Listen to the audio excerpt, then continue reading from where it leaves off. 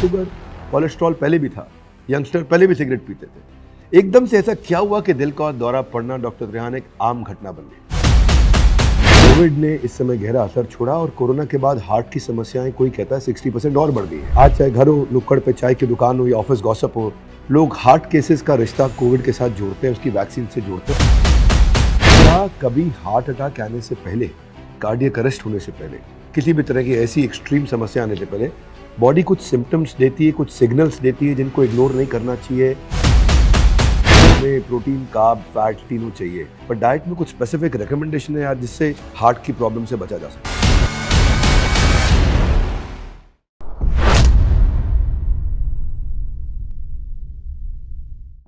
हाँ जी, नमस्कार, मैं Vivek Bindra, founder and CEO Bada business. तो बड़ा भारत शो में आपका स्वागत है। Tribute to India's global brand ambassadors, ऐसे लोग जो भारत को बड़ा भारत बनाते हैं, उन्हीं की कहानी हम आप तक पहुंचाते हैं। और आज हमारे साथ कौन है? आज जो हमारे मेहमान हैं, इन्होंने लाखों को दिया जीवन दान है। पद्मश्री, पद्म भूषण का मिला इन्हें मान सम्मान है। इंडियन हेल्थ केयर की ये शान है। ये एम्बीडेक्स्ट्रस है, जैसे अर्जुन हुआ करते थे, ये एम्बीडेक्स्ट्रस है, दाएं और बाएं दोनों हाथों से करते काम है।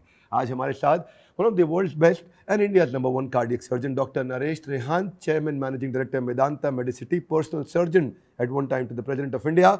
आपका हमारे शो में बहुत बहुत स्वागत है। Thank you.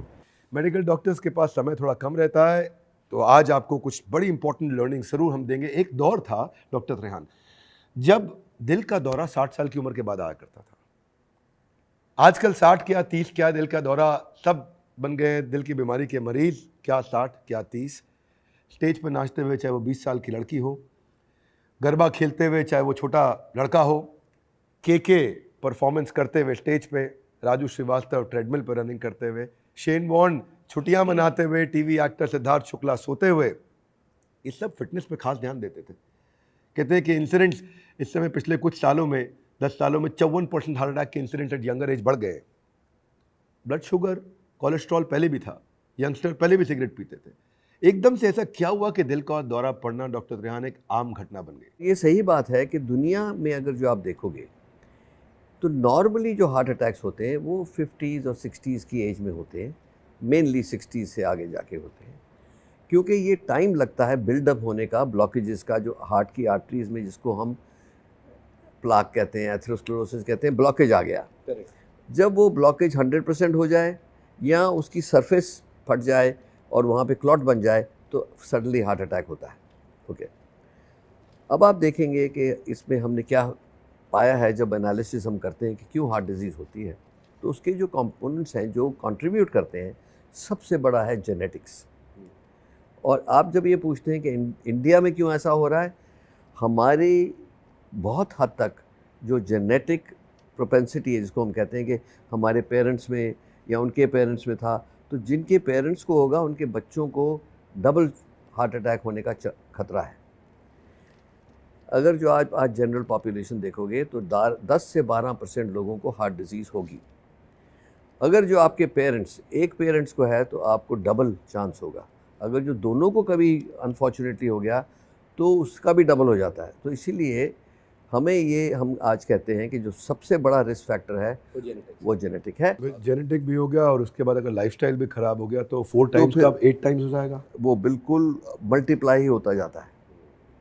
अब जो ग्राफ देखोगे हार्ट डिजीज़ का, तो यही बताता है कि जितने रिस्क फैक्टर ऐड होते जाएंगे उतना ही आपका रिस्क बढ़ता जाएगा। तो ये मल्टीप्लायर दे रहे हैं। एक मल्टीप्लायर मेरे मन में और आता है, वो है कोविड। कोविड ने इस समय गहरा असर छोड़ा और कोरोना के बाद हार्ट की समस्याएं कोई कहता है 60% और बढ़ गई हैं। आज चाहे घर हो, नुक्कड़ पे चाय की दुकान हो या ऑफिस गॉसिप हो, लोग हार्ट केसेस का रिश्ता कोविड के साथ जोड़ते हैं, उसकी वैक्सीन से जोड़ते हैं। मेरा एक कहना है कि कुछ लोग कहेंगे, लोगों का काम तो कहना है, पर जिस वैक्सीन ने लाखों की जान बचाई, आज जान लेने के लिए उसको भी किया जा रहा बदनाम है। लोगों का कहना काम है, डॉक्टर्स एक्सपर्ट बहुत कुछ कह रहे हैं। आपका साइंटिफिक ऑब्जर्वेशन क्या है? तो 2 बातें हैं। अगर जो आप पहले बात तो वायरस को देखें, वायरस ये वाकई में हर एक ऑर्गन में पाया गया है। जो कोविड-19 था, शुरू में हमने सोचा सिर्फ फेफड़ों को अफेक्ट कर रहा है, पर ऐसा नहीं निकला। वो हर ऑर्गन में पाया गया। इटली में ऑटोप्सीज करी गई, डॉक्टरों ने जो करी थी 50 पेशेंट्स की, उसमें पता लगा कि हर ऑर्गन में, हर टिश्यू में वायरस है। इसका मतलब ये निकला कि जो हार्ट के जो मसल है उसको भी वायरस ने इन्फ्लेम कर दिया। तो इसीलिए ये आपकी बात सही है कि कोविड ने एक और नया एंगल डाल दिया, additive factor to heart disease. क्या कभी हार्ट अटैक आने से पहले, कार्डियक अरेस्ट होने से पहले, किसी भी तरह की ऐसी एक्सट्रीम समस्या आने से पहले बॉडी कुछ सिम्टम्स देती है, कुछ सिग्नल्स देती है जिनको इग्नोर नहीं करना चाहिए, जिसके बारे में आज आप कुछ शेयर कर सकें? जिसको हम कहते हैं क्लासिकल एंजाइना। क्लासिकल एंजाइना वो होता है कि आप, और उसका मैकेनिज्म आपको जल्दी समझा दूं मैं, कि आपकी हार्ट की नली जो है जिससे ब्लड पहुंचना है, जिससे ऑक्सीजन पहुंचती है हार्ट मसल को, उसमें ब्लॉकेज आ गया। आप बैठे हैं तब तो जो ब्लड उसके अंदर से निकल रहा है वो काफ़ी है आपके लिए। जैसे गाड़ी के इंजन को आइडलिंग में पेट्रोल की ज़्यादा ज़रूरत नहीं होती। अगर जो उसकी जो पाइप है, पेट्रोल की पाइप बंद हो जाए आधी, जब आप एक्सेलरेट करोगे तब गाड़ी स्टॉल करेगी। वही हार्ट का हाल है कि आपको रेस्ट में तो पता नहीं लग रहा, जब आप एक्सरसाइज करोगे या तेज़ चलोगे तब आपको चेस्ट पेन होगा, और जब आप रुक जाओगे तो डिमांड कम होएगी तो फिर ठीक हो जाएगा। इसको क्लासिकल एंजाइना कहते हैं। ये सिम्टम्स को इग्नोर नहीं करना चाहिए कभी। एक वार्निंग मैं देना चाहता हूँ, जिन लोगों को डायबिटीज़ है उनको चेस्ट पेन नहीं होता मोस्ट ऑफ द टाइम, क्योंकि उनकी जो नर्व एंडिंग्स होती हैं हार्ट की वो डैमेज हो जाती हैं, तो उनको तो पता ही नहीं लगता। उनका जब हार्ट डैमेज होता जाता ऐसी स्टेज पे पहुंचेगा कि उनका सांस फूलने लगे, तभी उनको पता लगता है। तो इसीलिए हमें ये ध्यान रखना है कि अगर जो आपको सांस फूले या चेस्ट पेन हो कोई एक्टिविटी करने से, और अगर जो उसको रोकने से एक्टिविटी को वो पेन चली जाए या शॉर्टनेस ऑफ ब्रेथ ठीक हो जाए, तो इमीडिएटली अपना चेकअप कराना चाहिए। So now let me put it in one सक्षम में बताऊं आपको। अगर जो आपकी जेनेटिक हिस्ट्री है हार्ट डिजीज़ की या डायबिटीज़ की, तो आपको 25 साल की उम्र से पहले अपना पूरा चेकअप करा लेना चाहिए, जिससे पता लग जाए कि ये आज के दिन हम प्रेडिक्ट कर सकते हैं कि किसको हार्ट अटैक होगा, किसको नहीं होगा। ठीक है। When you say checkup, I'll intervene in between. Specific कौन से चेकअप की आप बात कर रहे हैं? तो रिस्क प्रोफाइल देखने के लिए हिस्ट्री तो हो ही गई, उसके बाद सारे ब्लड टेस्ट लिए जाते हैं। अगर जो फैमिली में हिस्ट्री है तो अब आज के दिन जेनेटिक टेस्ट भी हैं, जिससे पता लग जाता है कि वो ट्रांसफरेंस हो रहा है कि नहीं। दूसरा, आपके ब्लड के जो कोलेस्ट्रॉल लेवल है, जो डिफरेंट होमोसिस्टीन लेवल है, ये ब्लड टेस्ट है, जिससे पता लग जाता है कि टेंडेंसी है कि नहीं है। और ये में कई सब टेस्ट हैं, एपोलाइपोलिटल वगैरह है। उसके साथ साथ स्ट्रेस टेस्ट करते हैं, देखने के लिए कि जब आप एक्सरसाइज करते हो तो आपका हार्ट कैसे बिहेव करता है। उसमें पता लग जाता है कि कई लोगों को इर्रेगुलर हार्ट बीट आनी शुरू हो जाती है, वो सब उसी टाइम डिटेक्ट हो जाता है। एको करते हैं देखने के लिए कि कोई डिफेक्ट तो नहीं था इनबॉर्न जो अभी, और यहाँ कोई नई वैल्व डिजीज़ तो नहीं आ रही जिसका पता नहीं है आपको। तो ये चीज़ें करने से एक कंप्लीट चेकअप हो जाता है, और चेस्ट एक्सरे करने से पता लग जाता है कि लंग्स में कोई प्रॉब्लम है कि नहीं। So this is the preventive checkup. इसको बेस लाइन जो है मैंने बताया, जिनके जेनेटिक है 25 ईयर्स की एज तक, जिनको नहीं है 30 ईयर्स की एज तक, हर एक शख्स का एक चेकअप हो जाना चाहिए। मैं आपको बताऊं, लोगों को पता ही नहीं कि उनको ब्लड प्रेशर है, जब सालों साल उनको पता नहीं लगता। जब कोई ब्रेन में ब्लीडिंग हो, या किडनीज ख़राब हो जाएं, या हार्ट की हाइपरट्रोफी हो जाए, तब पता लगे तो बहुत लेट है। इसीलिए जैसे आपका प्रिवेंटिव चेकअप हुआ उसी दिन पता लग जाएगा कि क्या टेंडेंसी है, डायबिटीज़ की टेंडेंसी है कि नहीं, हार्ट डिजीज़ की टेंडेंसी है कि नहीं, हाई ब्लड प्रेशर की है कि नहीं। सो ये बहुत ही छोटी प्राइस में आपको एक बहुत अच्छा मैप मिल जाता है अपनी ज़िंदगी के लिए, कि मेरे को अपनी ज़िंदगी ऐसे करनी है। तो सपोज इसको पता लग गया कि मेरी कोलेस्ट्रॉल हाई है, तो आपको इमीडिएटली कोरिलेट करना है कि मैं सिगरेट पीना नहीं, या टोबैको किसी तरीके से नहीं यूज़ करना चाहिए, क्योंकि वो एडिटिव रिस्क फैक्टर हो जाएगा। स्ट्रेस, अब 24 घंटे सबको स्ट्रेस है। Yoga is the best stress buster you can find in the world. तो ब्रीदिंग एक्सरसाइज ऑफ योगा, अलोम वलोम वगैरह जो है, जिसको हम प्राणायाम कहते हैं, वो अपनी लाइफ में इनकॉर्पोरेट करना ही चाहिए सबको आज के दिन। हमने जेनेटिक्स समझा, प्रिवेंटिव हेल्थ चेकअप। मैं डाइट पे भी बात करना चाहता हूँ कि क्या कोई ऐसी डाइट है जो आप रेकमेंड करते हो? हमें प्रोटीन, कार्ब, फैट तीनों चाहिए, पर डाइट में कुछ स्पेसिफिक रिकमेंडेशन है यार, जिससे हार्ट की प्रॉब्लम से बचा जा सके? हाँ, so basically stay away from fried food. Fried food खास करके अगर जो रीफ्राइड फूड है, मतलब क्या मतलब है, जैसे आप जाते हैं एक कहीं फ्राइंग कर रहा है बाज़ार में या घर पे भी, एक बार उसको यूज़ कर लिया, फिर उसको स्टोर कर लिया और फिर यूज़ किया, तो that is the most dangerous fried food you can get. So घर में उतना ही यूज़ करो जितना यूज़ हो जाएगा और उसको फिर रीयूज़ नहीं करना है। जैसे अब ये ऑयल्स हैं, सफोला, कॉर्नोला वगैरह वगैरह, ये तकरीबन सब एक से हैं, they are mono saturated, so it's good. Hydrogenated से दूर रहना है, जैसे मक्खन या वनस्पति, ये चीज़ें हैं जिससे जो कोलेस्ट्रॉल का इफ़ेक्ट जो है, बैड इफ़ेक्ट उससे आता है ज़्यादा। ओके, दूसरी बात यह है कि आपकी डाइट में सबसे कम मतलब 10% ऑयल हो सकता है, बाकी it should be carbohydrate and protein.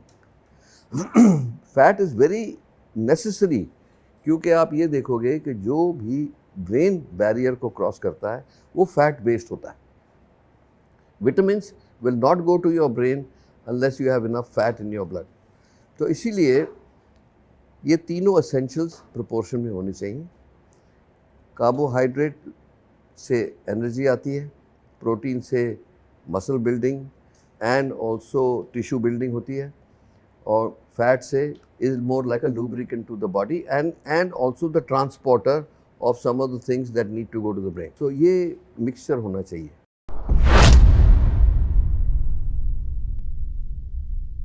Bharat में माँ बाप जो है नामकरण से पहले कामकरण कर देते हैं कि आप ये काम करना भैया। डेप्थ में आज एक ऐसी क्या चीज़ है जो इंडियन मेडिकल सिस्टम मिस कर रहा है। इंडिया में एलोपैथ के अलावा ऑल्टरनेट पैथ फिर से वापस डेवलप होने शुरू हुए। भारत में बहुत सारे उपचार हैं जिसका मेडिकल साइंस में बेस नहीं है, एक तरफ के डॉक्टर दूसरे को रेकमेंड करते भी नहीं। इंश्योरेंस का पेनिट्रेशन अभी भी आयुष्मान भारत आने के बावजूद भी बहुत कम है। बहुत इंश्योरेंस होना चाहिए। इंश्योरेंस के हम शब्द को ऐसा इग्नोर करते हैं जैसे कोई दोस्त उधार मांगने आ गया हो।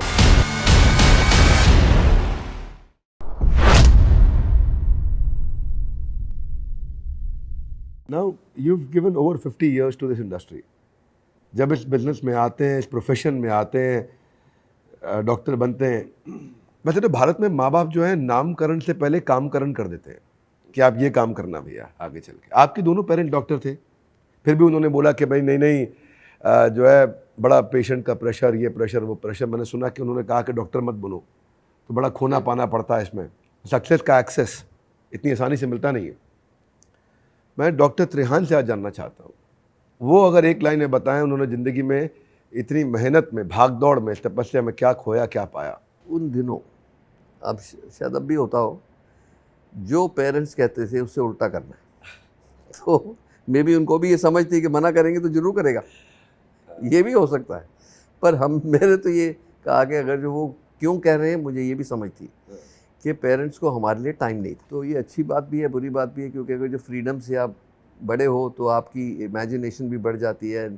सो पेरेंट्स की neglect maybe is good at some point, at least it worked in my case.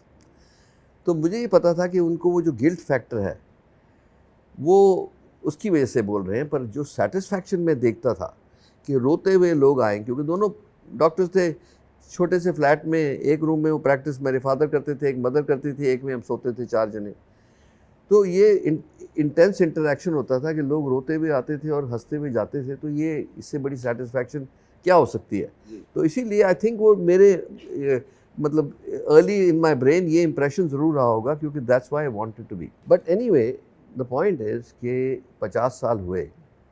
एक तो डॉक्टर के नाते जो लाइफ है हमारी, एहसास ही नहीं है कि 50 साल कहाँ गए, क्योंकि सारा दिन जो भी काम कर रहे हैं, जो हमें मतलब आप देखोगे ट्रेनिंग टाइम में 18-18 घंटे काम करते थे, क्योंकि हार्ट सर्जरी डेवलप हो रही थी।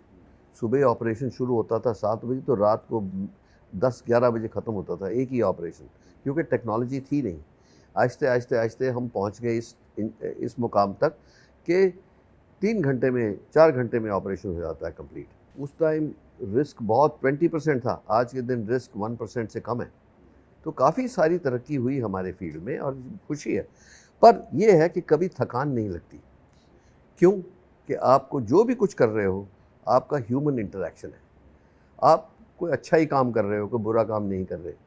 तो इसीलिए ये जो सेटिस्फैक्शन है वो सिर्फ डॉक्टर को है, वो आप या जनरल आदमी नहीं समझ सकेगा कि इनका दिमाग ख़राब हुआ, 12 घंटे क्यों काम कर रहे हैं। पर मैं ये बता रहा हूँ कि जो सेटिस्फैक्शन मिलती है वो जो लोग गोल्फ खेलते हैं या कोई मूवीज़ देखते हैं या कुछ करते हैं, पार्टी करते हैं, उसमें नहीं मिलती हमें। Looks like at this age you're not tired, you're still inspired. You can say that, yes, sure. नहीं, एक तो हमारा क्या डिक्टम क्या है, जो मेरी ट्रेनिंग थी डॉक्टर फ्रैंक स्पेंसर के हाथ, वो ये बोलते थे कि आज if you are not better today then yesterday then you wasted 24 hours. अगर जो आपने आज कल से बेहतर नहीं हो तो 24 घंटे वेस्ट हो गए आपके। मान गए। तो हम तो उसी डिक्टम से अब भी जीते हैं, और सारा मैदानता भी इसी डिक्टम से चलता है। मैं अपने कॉलीग को भी बता रहा था कि if you are not better today then what you were yesterday you wasted 24 hours. मैं थोड़े अलग शब्दों में बताया, but I loved it, thank you.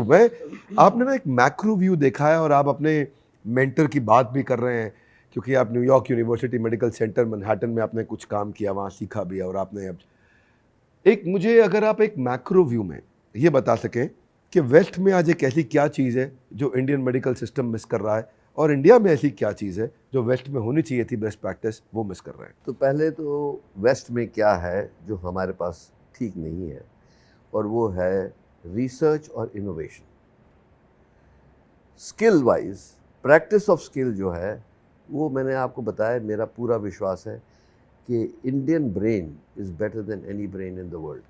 ये तो हमने प्रूव भी कर दिया आईटी के माध्यम से। और अगर जो आज आप देखेंगे कि 20% plus super specialist in America are Indians. NHS in UK is run by 30% are Indian doctors. India में भी देख लो, जो हमारे रिजल्ट्स हैं वो दुनिया से सुपीरियर ही है। तो एक तो बात इस्टेब्लिश्ड है कि ब्रेन है। दूसरी बात ये है कि टेक्नोलॉजी आती है, रिसोर्सेज इतने ज़्यादा नहीं है कि टेक्नोलॉजी लाते ही रहते हैं हम, वो ठीक है, we are will as good as anybody in the world, but हमारे यहाँ रिसर्च को उतना बढ़ावा नहीं मिला है जो फॉरेन कंट्रीज़ में है, और उसको कैचअप करना है। अब आजकल गवर्नमेंट की स्कीम्स हैं और बात हो रही है आत्मनिर्भर और अपने आप ही डेवलपमेंट करना है, वो इनोवेशन और वो रिसर्च यहाँ पे lag behind. So the skill and brain we've got better, लेकिन innovation research we are yet to develop. उसके लिए इकोसिस्टम चाहिए होता है जो बनाना है। अब उनके पास क्या नहीं है। इंडियन डॉक्टर्स की सीक्रेट बताता हूँ, हम क्यों इतना अच्छा करते हैं वहाँ। हमारी जो एजुकेशन है वो टेक्नोलॉजी बेस्ड नहीं है इतनी। हम फिर भी पेशेंट को हाथ लगाते हैं, फिर भी आला लगा के उसका हार्ट साउंड सुनते हैं, उसकी चेस्ट को सुनते हैं, हाथ से पेट को फील करते हैं कि भाई कोई कुछ गड़बड़ है कि नहीं है। तो फिज़िकल जो एग्जामिनेशन है वो हमारे एजुकेशन सिस्टम में बहुत स्ट्रांग है। विदेशों में वो पेशेंट को हाथ ही लगाना भूल गए हैं अब, क्योंकि हर चीज़ ये स्कैन देख लो, CT देख लो, ये देख लो। तो वो जो डिस्टेंस हो गया है फिज़िकल एग्ज़ाम और टेक्नोलॉजी का, वो उनके लिए मतलब फिक्स्ड है। हमारे लिए ये फिक्स था, पर हम जब बाहर जाते हैं, या अब इंडिया में भी आ गया कि हम अपने फिज़िकल कॉम्पिटेंस को टेक्नोलॉजिकल कॉम्पिटेंस से मैच करते हैं, तो we are much superior than anybody. तो ये हमारे को फ़ायदा है, क्योंकि हम तो जुगाड़ी हैं। अगर जो कोई चीज़ टूट गई, ऑपरेशन करते करते कोई इंस्ट्रूमेंट ठीक काम नहीं कर रहा, तो हम तो उसको फिक्स कर देंगे किसी न किसी तरह, चाहे पट्टी लगा के कर दें। वो उनमें नहीं है, जो हमारे में ये ब्यूटी ज़रूर है इंडिया में। सो इसीलिए it gives us a big advantage to the world. India में एलोपैथ के अलावा ऑल्टरनेट पैथ फिर से वापस डेवलप होने शुरू हुए हैं, बहुत बातचीत हो रही है। मैं हैरान था, डॉक्टर देवी शेट्टी रिसेंटली बोल रहे थे किसी एक स्पिरिचुअल कॉन्फ्रेंस में कि मैं अपनी वाइफ को कमर में तेज दर्द हुआ, उसको ऑर्थोपेडिशियन को दिखाया, न्यूरोलॉजिस्ट को दिखाया, MRI में सब ठीक निकला, पर 20-20 साल ठीक नहीं हो रहा। एक्यूप्रेशर वाले के पास ले गए, उसने 10 मिनट में ऐसा ठीक कर दिया कि दोबारा कभी दर्द नहीं हुआ। तो बोले मेरे लिए ये बड़ा ही एम्बैरेसिंग था कि मैं जो 32 साल की मेरी लर्निंग वो उसने 32 मिनट से पहले ठीक कर दी। तो ना केजरीवाल, उनकी बड़ी पॉपुलर खांसी रही है, नेचुरोपैथ से ठीक हुई है। तो भारत में बहुत सारे उपचार हैं जिसका मेडिकल साइंस में बेस नहीं है, लेकिन आयुर्वेद, नेचुरोपैथी, होम्योपैथ, इसकी एक्सेप्टेंस भी है। आपका क्या सुझाव है, एक अगर मेरे को न्यूट्रल व्यू दे सके कि दोनों तरफ के डॉक्टर एक दूसरे को रेकमेंड करते भी नहीं है, तो हम जरा आपको पकड़ लें इसमें ना ना ना ना और आपसे निकलवाएं आंसर। आप तो, मैं तो एक पूरा कमिटेड हूँ आयुर्वेदा को। ऑल्टरनेट तो अलग है, मैं तो फ्यूजन कर रहा हूँ आयुर्वेदा और मॉडर्न मेडिसिन की, एलोपैथी की। आपको ताजुब होगा कि आज मैदानता जहाँ बैठे हैं इसमें आयुर्वेदिक हॉस्पिटल है। मेरा इतना बिलीफ है, और मेरा ये बिलीफ जो अभी कंप्लीट नहीं हुआ है वो ये हुआ है कि आने वाले टाइम में एक मेडिसिन बनेगी जो फ्यूजन होगी एलोपैथी और आयुर्वेदा की, जो दुनिया को रूल करेगी। क्योंकि उसके क्या उसके गुण होंगे। गुण ये होंगे कि जैसे एलोपैथी एक काफ़ी एडवांस साइंस है, हम या तो दवाइयाँ देते हैं या टॉक्सिन्स देते हैं, जैसे ये पॉइजन्स हैं, एंटीबायोटिक भी है, कीमोथेरेपी भी है, ये सब पॉइजन्स हैं जो बॉडी को देते हैं डिजीज़ को मारने के लिए। उसके साथ साथ हम बॉडी का भी नुकसान करते हैं। दूसरा है, हम सर्जरी करते हैं कि अगर जो कोई चीज़ गुमराह हो गई, जैसे कैंसर बन गया, तो उसको काट के निकाल दो, वो भी ट्रॉमेटिक है। ठीक है। तीसरा फिर हम कहते हैं कि अगर जो उसके साथ साथ ये केमिकल्स और फिज़िकल सर्जरी के साथ नहीं हुआ, तो उसको रेडिएशन कर दो, कि सबसे मोस्ट पावरफुल एक एक्सरे बीम लाओ जिससे वो शूट करके उसको डेड कर दिया जाए टिश्यू को। उसका भी प्रॉब्लम है। इफ़ेक्टिव है, बहुत सक्सेसफुल है अपनी ट्रीटमेंट से, बट साइड इफ़ेक्ट्स बहुत हैं और कॉस्ट बहुत है। तो हम करते हैं कि बॉडी को कोई ध्यान नहीं है, हम बाहर से आपको ट्रीट कर देंगे। जो ट्रेडिशनल मेडिसिन है वो कहती है मैं बॉडी को स्ट्रेंथन करेंगे टू फाइट द डिजीज़। तो अगर जो मैं आर्मी हूँ तो आयुर्वेदा और ट्रेडिशनल मेडिसिन एयरफोर्स है। ठीक है, मतलब ये दोनों जक्स्टापोज हैं, दोनों में गुण है। अगर जो हम इनको फ्यूज़ कर दें तो आप हिसाब लगाओ कि कितना फोर्स मल्टीप्लायर हो जाएगा, कि इसकी इफ़ेक्टिवनेस डबल हो जाएगी, इसके साइड इफ़ेक्ट्स आधे हो जाएंगे और कॉस्ट आधी हो जाएगी। तो ये मेरा बिलीफ है। अब ये होगा नहीं होगा मेरी लाइफ टाइम में, ये मुझे नहीं पता, पर पूरा प्रयास जारी है। तो जब आपने ये क्वेश्चन पूछा कि दोनों का तालमेल नहीं है, ये सही बात नहीं है। ये है कि ट्रेडिशनली एक दूसरे को रिस्पेक्ट नहीं करते थे। अब आहिस्ते आहिस्ते जब ये पता लगा कि ना हम उनको थ्रेटन कर रहे हैं, ना वो हमें थ्रेटन कर रहे हैं, पर एक कॉमन ग्राउंड है जिसमें हम दोनों पनप सकते हैं। Allow me, I will take you to a rapid fire round now. मैं फास्ट क्वेश्चन करूंगा और आपको एक लाइन या एक शब्द में आंसर देना होगा। तो I will go fast now. You ready? कोशिश करते हैं। सबके दिल का ख्याल रखने वाले खुद के दिल का ख्याल कैसे रखते हैं? हफ्ते में 3 बार एक्सरसाइज, 3 बार योगा, 1 दिन छुट्टी। Performing heart surgery, what is it for you? A thrill और अ रिलीफ और अ रूटीन मैटर? तो it's a challenge. Naresh Trehan खुद को एक बेटर डॉक्टर मानते हैं या better administrator? Better doctor. Escorts आपने पहले बनाया, मेदांता अभी बनाया, कौन सा प्रोजेक्ट दिल के ज़्यादा करीब है? दोनों ही। डॉक्टर को पेशेंट का दोस्त बन के इलाज करना चाहिए या स्ट्रिक्ट टास्क मास्टर बन के? Task master. ज़्यादा बड़ा अचीवमेंट आप क्या मानते हैं कि आप भारत के राष्ट्रपति के डॉक्टर रहे हैं, या पद्म भूषण अवार्ड मिला है, या मेदांता मेडिसिटी के फाउंडर रहे हैं? मेदांता मेडिसिटी के। मेडिकल प्रोफेशन में मिली कोई ऐसी एडवाइस जो आज तक आप नहीं भूले और आप दूसरों को भी देते हैं? हर एक पेशेंट को वही करो जो अपने भाई माँ बाप को करोगे। कौन सा वो गुण है जो हर डॉक्टर में होना चाहिए? पेशेंट की पूरी बात समझे। कोई ऐसा ड्रीम जो अभी आप अचीव नहीं कर पाए? दुनिया का नया मेडिकल एजुकेशन सिस्टम में स्थापित करना चाहता हूँ। देखो भाई लोग, कोई मैदान में लड़ता है, कोई सरहद पर, लेकिन जिम्मेदारी का तमगा लगाए जो हर घड़ी मौत से लड़ता है वो डॉक्टर है। और आज मेडिकल लीडरशिप का ये भार है वो आपके कंधों पे सवार है। डॉक्टर नरेश त्रेहान, बड़ा भारत शो में आने के लिए दिल के धुरंधर को दिल से शुक्रिया। ऐसे स्वस्थ रहिए और मरीजों के स्वास्थ्य को और स्वस्थ करते रहिए। मैं बाकी सबसे ज़रूर कहूँगा, आज कल बहुत वैल्यूएबल लेसन्स मिले हैं हमारे को, पर्सनली मुझे भी मिले हैं, तो इसके मैं कुछ छोटे पीसेस तो निकाल के ज़रूर सोशल मीडिया पे वायरल करूँगा। आज हमारा current viewership across social media 1 billion video views का होगा, लगभग 100 crore video views per month. मैं चाहूँगा ऐसे वीडियोस को आप और देखिए, सही वीडियो, रिस्पॉन्सिबल लोग वीडियोस को आप लोगों तक पहुँचाइए। जो बीमारियों को लेकर गलत धारणाएँ हैं, लाइफस्टाइल में सुधार नहीं ला पा रहे हैं, हेल्थ को लेकर लापरवाह, उनके लिए आज काफ़ी मैसेज शेयर किए गए हैं।